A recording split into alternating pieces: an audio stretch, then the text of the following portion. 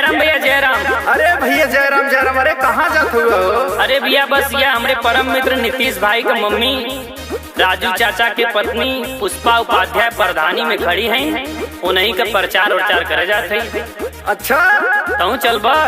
अरे हाँ चलब यार, वो तो बहुत नेक इंसान है यार, काहे ना चलब, जरूर चलब। हाँ चला चला चला चला चला चला चला चला जाए। भाइयों और बहनों, ग्राम सभा गड़खड़ा से प्रधान पद हेतु महिला प्रत्याशी पुष्पा उपाध्याय पत्नी राज कपूर उपाध्याय उर्फ राजू चाचा, जिनका चुनाव चिन्ह इमली है, आप सभी लोगों से निवेदन है कि आज सभी लोग मिलकर इमली पर मुहर लगाकर भारी से भारी मतों से विजयी बनावें। पुष्पा उपाध्याय जिंदाबाद जिंदाबाद जिंदाबाद, राजू चाचा जिंदाबाद जिंदाबाद जिंदाबाद, पुष्पा उपाध्याय जिंदाबाद जिंदाबाद जिंदाबाद। सुनाए चाचा चाची गौवा के भाग जगा दी, सुनाए भैया भाभी गौवा के भाग जगा दी, असो प्रधानी में हो राजू चाचा के जिता दी। हाँ इमली पे मुहर लगाना अब की बार, पुष्पा उपाध्याय को जिताना अब की बार, इमली पे मुहर लगाना अब की बार, पुष्पा उपाध्याय को जिताना अब की बार। जाति धर्म का भेद नहीं, जाति धर्म का भेद नहीं, मानवता धर्म हमारा है, झूठा वादा कोई नहीं, न्याय हमारा नारा है, न्याय हमारा नारा है। चाचा गरीबों का काम ये करवाएंगे, शौचालय पेंशन आवास दिलवाएंगे,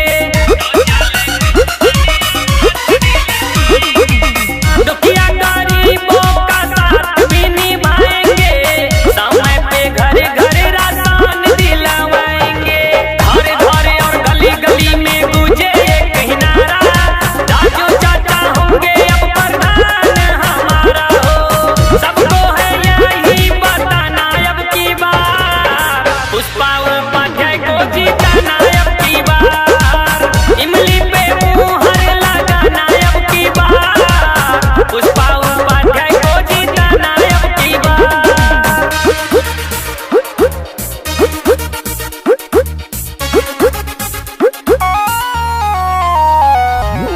यूं ही नहीं मिलती राही को मंजिल, एक जुनून सा दिल में जगाना होता है, पूछा चिड़ियों से कैसे बनाया आसियाना, तो बोली भरनी पड़ती है उड़ान बार बार, तिनका तिनका जुटाना पड़ता है, तिनका तिनका जुटाना पड़ता है। जीतेंगे राजू चाचा करेंगे विकास हो, पूरी करेंगे सारी जनता की आस हो,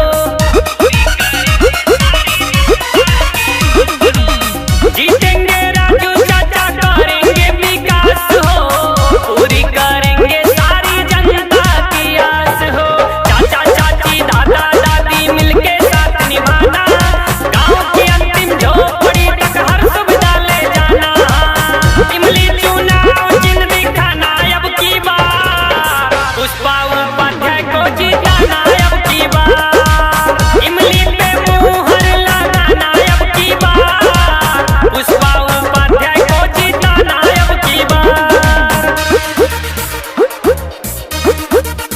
एक तरफ सुबह एक तरफ शाम है, एक तरफ सुबह एक तरफ शाम है, गरीबों की मदद करना इनका काम है, मेरे भाई राज कपूर उपाध्याय उर्फ राजू चाचा, इन्हीं का तो नाम है, इन्हीं का तो नाम है।